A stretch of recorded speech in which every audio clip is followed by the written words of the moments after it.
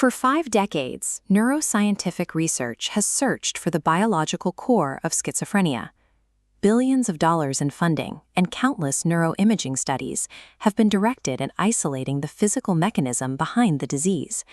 Yet, to date, no consistent biological marker, genetic signature, or precise pathophysiological mechanism has ever been demonstrated to be specific to schizophrenia.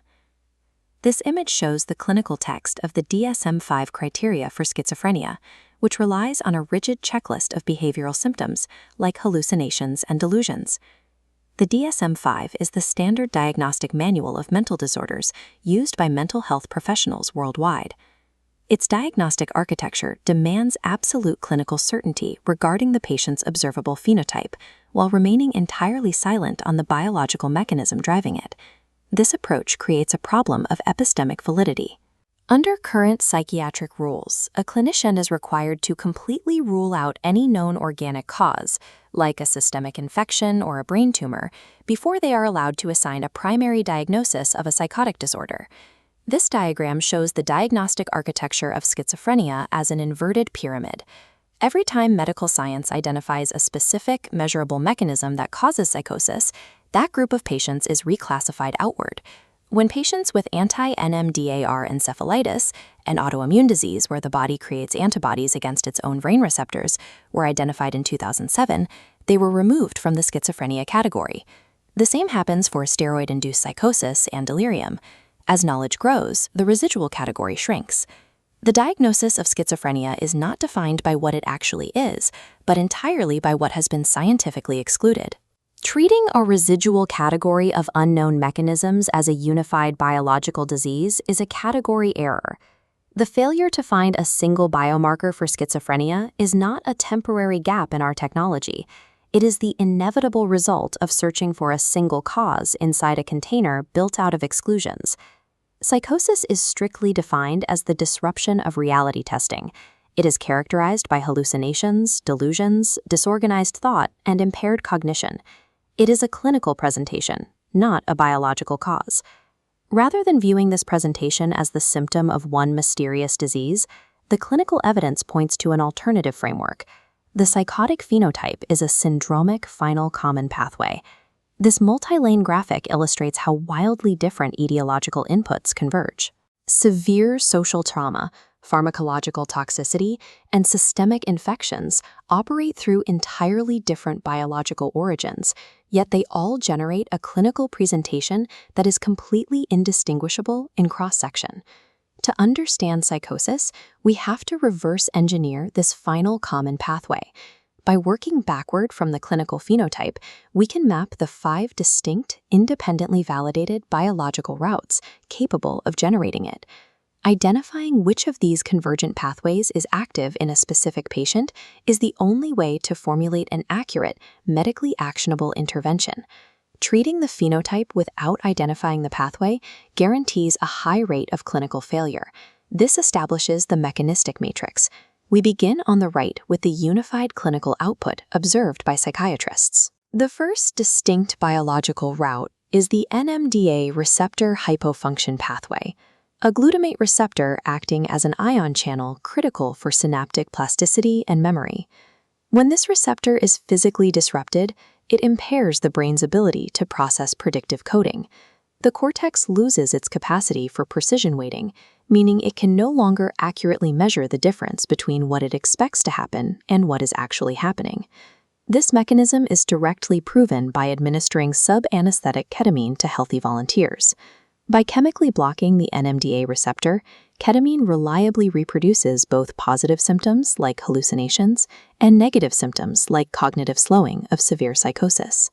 In this diagram, a second path branches out to map the mesolimbic dopaminergic sensitization pathway. This route relies on tonic increases in D2 receptor activity. The D2 receptor is a specific type of dopamine receptor, heavily involved in the brain's reward and movement pathways. When overactive, it generates aberrant salience, forcing the brain to inappropriately assign intense motivational significance to entirely irrelevant external stimuli. Amphetamine-induced psychosis perfectly replicates this dopaminergic overload. However, standard antipsychotic medications, which specifically target and block D2 receptors, fail to resolve symptoms in approximately 30% of patients. Relying exclusively on the dopaminergic assumption leaves a third of psychotic presentations biologically unexplained. The D2 pathway is highly effective at generating psychosis, but it is demonstrably not the only one. This diagram maps our third biological route, the neuroinflammatory pathway. This process initiates when peripheral pro-inflammatory cytokines breach a compromised blood-brain barrier. Once inside the central nervous system, they trigger aggressive microglial activation, setting off a systemic neuroinflammatory signaling cascade. This diagram shows how specific cytokines, particularly IL-6, directly upregulate striatal dopamine release. IL-6 is a pro-inflammatory protein produced by the immune system in response to infection or tissue damage. By stimulating dopamine, the immune system effectively hotwires the dopaminergic pathway. The biological crosstalk extends further through the kynurenine pathway. This serves as a direct biochemical bridge linking immune activation to glutaminergic failure. Here, elevated levels of interferon gamma stimulate the production of kynurenic acid, which acts as a powerful endogenous NMDA antagonist. Epidemiological data confirms this developmental link. Studies tracking children with chronically elevated IL-6 levels show a significantly increased risk of developing psychosis in adulthood, proving neuroinflammation establishes long-term biological vulnerability.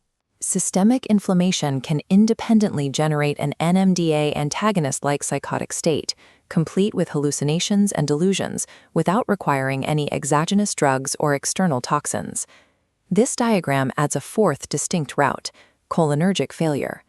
Muscarinic acetylcholine is the primary neuromodulator responsible for cortical arousal and attentional gating.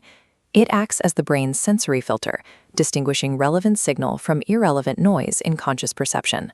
A severe loss of cholinergic tone destroys this filtering mechanism. Without it, internally generated neural activity, like memories or fragments of dreams, becomes utterly indistinguishable from external perception. This specific mechanism produces the vivid, complex visual hallucinations that characterize anticholinergic toxicity and neurodegenerative conditions like Lewy body dementia. When an elderly patient presents with these symptoms, clinicians diagnose delirium and strictly hunt for the underlying cholinergic disruption. Yet, when a younger patient presents with an identical phenotype, that standard medical epistemology is frequently abandoned in favor of a functional diagnosis. This diagram completes the matrix with our fifth pathway, HPA axis and circadian dysregulation. The HPA axis, or hypothalamic-pituitary-adrenal axis, is the body's central neuroendocrine system that manages the stress response and regulates cortisol. Sustained, high-dose exposure to glucocorticoids causes physical damage to the brain. It triggers rapid dendritic retraction and physically inhibits vital neurogenesis, specifically within the dentate gyrus neurons of the hippocampus. Because the hippocampus is responsible for distinguishing internal thoughts from external reality, this physical impairment results directly in source monitoring failure. Source monitoring failure converts vivid internal mental imagery and normal internal speech into apparently external auditory hallucinations. The patient genuinely hears voices because the brain's mechanism for tagging thoughts as internal has degraded. Exogenous steroids also disrupt the endogenous cortisol rhythm, which severely perturbs sleep architecture. This disruption generates REM suppression followed by REM rebound, flooding the waking brain with sensory chaos. This exact pathway explains the epidemiological reality of psychosis.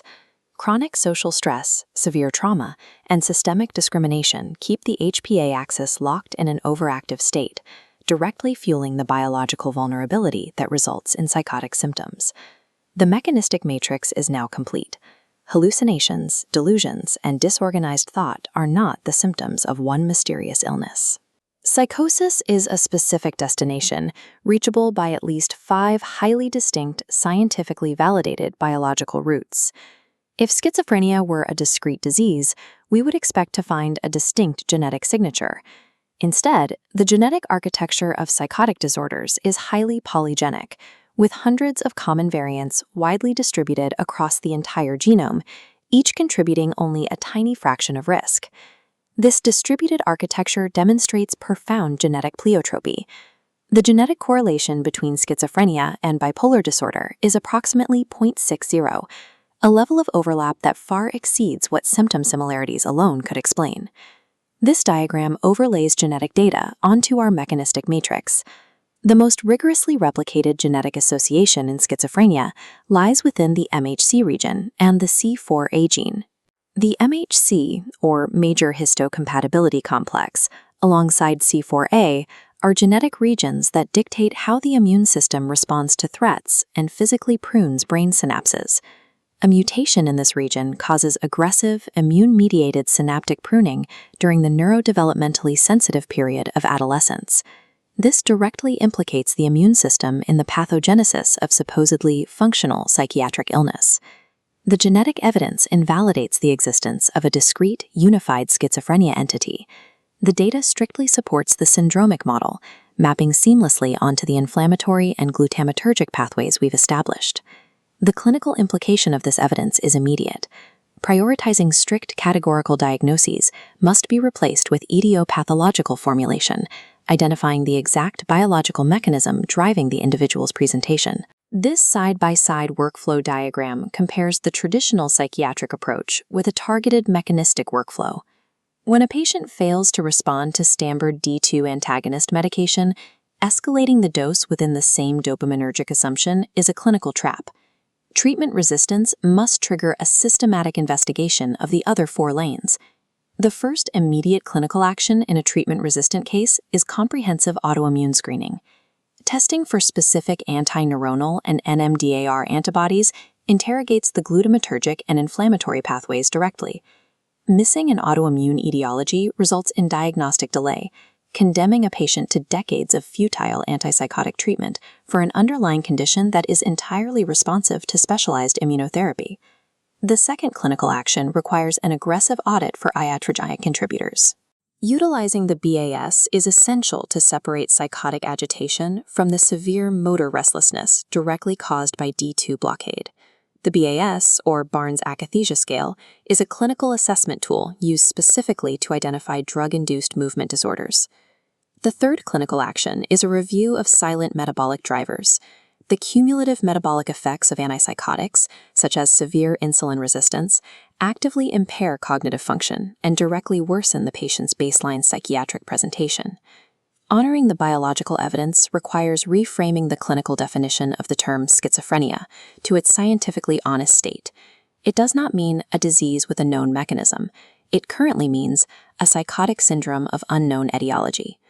Adopting this mechanistic framework does not undermine clinical care. It keeps the question of mechanism perpetually open, demanding the exact kind of scientific curiosity that remains a physician's most powerful diagnostic instrument.